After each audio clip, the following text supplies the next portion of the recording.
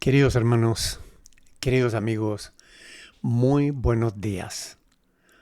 Hoy meditamos en Hechos de los Apóstoles, capítulo 2, versículos del 43 al 47, donde está escrito: «Y sobrevino temor a toda persona, y muchas maravillas y señales eran hechas por los apóstoles. Todos los que habían creído estaban juntos, y tenían en común todas las cosas, y vendían sus propiedades y sus bienes, y los repartían a todos según la necesidad de cada uno. Y perseverando unánimes cada día en el templo y partiendo el pan en las casas, comían con alegría y sencillez de corazón, alabando a Dios y teniendo favor con todo el pueblo. Y el Señor añadía cada día a la iglesia los que habían de ser salvos». Hasta aquí la palabra del Señor. En este pasaje Lucas nos presenta una hermosa estampa de la comunidad cristiana de Jerusalén. Los que habían creído, es decir, los creyentes.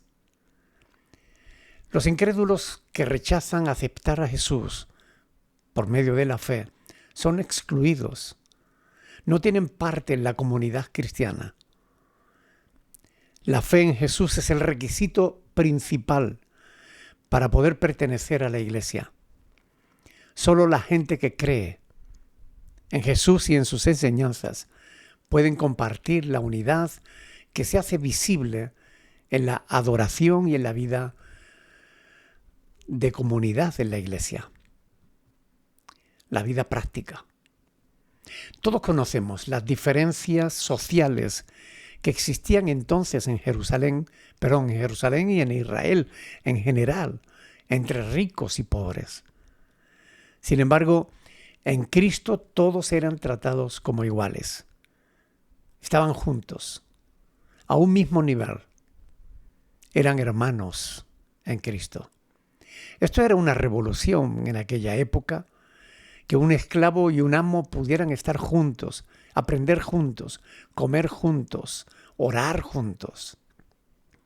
Las mujeres y los hombres juntos, lo cual debía asombrar al mundo, especialmente a los religiosos de aquel tiempo. Pablo enseñará sobre esto con el fin de mantener esa visión del cuerpo, como está escrito: «Digo pues por la gracia que me es dada a cada cual que está entre vosotros, que no tenga más alto concepto de sí que el que debe tener, sino que piense de sí con cordura, conforme a la medida de fe que Dios repartió a cada uno». Romanos capítulo 12, versículo 3. Porque para permanecer unidos la humildad es necesaria, especialmente de aquellos que más tienen o que se consideran superiores. Cuando la iglesia del Señor vive la fe de una manera auténtica, sobreviene temor a toda persona. No se refiere a miedo, sino al respeto que la iglesia alcanza, especialmente cuando ve que Dios lo respalda, testificando a su favor con evidencias claras de su poder. Realmente, la llegada del Espíritu Santo a la iglesia transformó de tal modo los corazones de los apóstoles y los demás discípulos en Cristo, que de gente llena de temores, de miedos, se convirtieron en un ejército de personas valientes que asombran a todo el mundo. El mensaje del Evangelio causó un impacto notorio en Jerusalén y en todo lugar donde llegó. Las personas que en otro tiempo eran egoístas, centradas en sí mismas, se volvían generosas y serviciales. Compartir lo que se tenía era la tónica habitual entre los discípulos del Señor que, como hijos de Dios y hermanos entre sí, actuaban como una auténtica familia, la familia de Dios. De ese modo los creyentes, reconociendo que todo lo que tenían les pertenecía a Dios, de manera espontánea, de manera voluntaria, se ayudaban mutuamente, beneficiándose todos, especialmente los más pobres, de las bendiciones que Dios repartía entre ellos. Como resultado, de la comprensión del verdadero amor de Cristo. Al principio, teniendo en cuenta que la mayoría de los discípulos de Jesús eran judíos, continuaron reuniéndose en el templo. Pero poco a poco, debido al rechazo de algunos judíos, acabaron reuniéndose en casas y en otros lugares. Sin embargo, la iglesia no fue rechazada por el pueblo. El pueblo se sentía atraído por el estilo de vida que manifestaban los discípulos del Señor. Más bien fueron rechazados por los gobernantes, los sacerdotes, los escribas y fariseos, los de siempre. Al cabo del primer siglo, y como consecuencia de la predicación y la enseñanza de los apóstoles, la iglesia se había apartado del templo y del legalismo judío, que no reconocía a Jesús, o en Jesús, el cumplimiento de todas las profecías mesiánicas. De hecho, muchos se iban añadiendo cada día a la iglesia del Señor como obra de Dios mismo. Como meditábamos en el pasaje anterior, Dios es quien se encargaba de añadir a la iglesia los que habían de ser salvos. El apóstol Pablo explicará a los corintios que es el Espíritu Santo quien se encarga de ese menester. Cuando escribió, porque por un solo Espíritu fuimos todos bautizados en un cuerpo, sean judíos o griegos, sean esclavos o libres, a todos se nos dio a beber de un mismo Espíritu. 1 Corintios 12, 13. Como pueden comprobar, es el Espíritu quien bautiza, quien sumerge, es decir, quien introduce en el cuerpo de Cristo a los creyentes. Lucas enfatiza que este estilo de vida no se trataba solo de estar juntos, ni de una actividad esporádica a lo largo de la semana, sino que se trataba de que cada día era una auténtica realidad diaria de comunión cristiana, de compartir lo que eran, lo que tenían.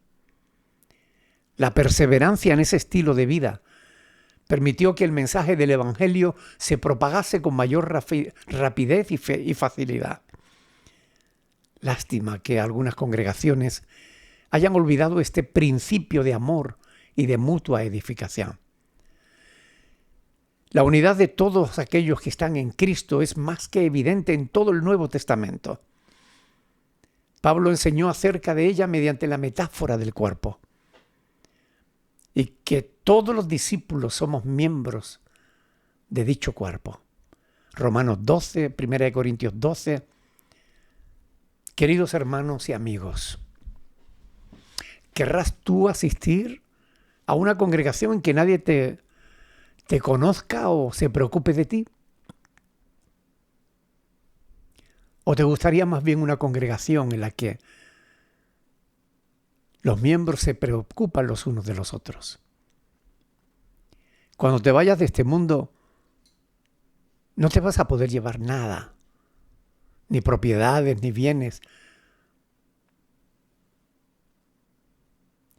Todo esto que aprendemos en la palabra del Dios cada día debiera producir un cambio real en nuestro estilo de vida. Porque oír o leer el mensaje del Evangelio a nadie le beneficia si no lo cree y lo pone por obra. Por tanto, es necesario que con más diligencia atendamos las cosas que hemos oído, no sea que nos deslicemos. Porque si la palabra dicha por medio de los ángeles fue firme y toda transgresión y desobediencia recibió justa retribución, ¿cómo escaparemos nosotros si descuidamos una salvación tan grande, la cual, habiendo sido anunciada primeramente por el Señor, nos fue confirmadas por los que oyeron, testificando Dios juntamente con ellos, con señales y prodigios y diversos milagros y repartimientos del Espíritu Santo según su voluntad? Hebreos 2, del 1 al 4. Dios respaldó el mensaje del Evangelio con señales, prodigios y milagros. Ya no es necesario que siga haciéndolo. Tenemos el testimonio escrito de esta verdad y debemos recibirlo, debemos creerlo, porque es el testimonio que Dios mismo nos ha dado. Los invito a que permitan que estos devocionales diarios os ayuden a acercaros cada día más a Dios, al propósito que Dios tiene para nuestras vidas, que es que cada día seamos más semejantes a Jesús. Que el Señor les bendiga, que el Señor los ayude. Y un abrazo en Cristo, hermanos. Disfruten de este día que Dios nos regala.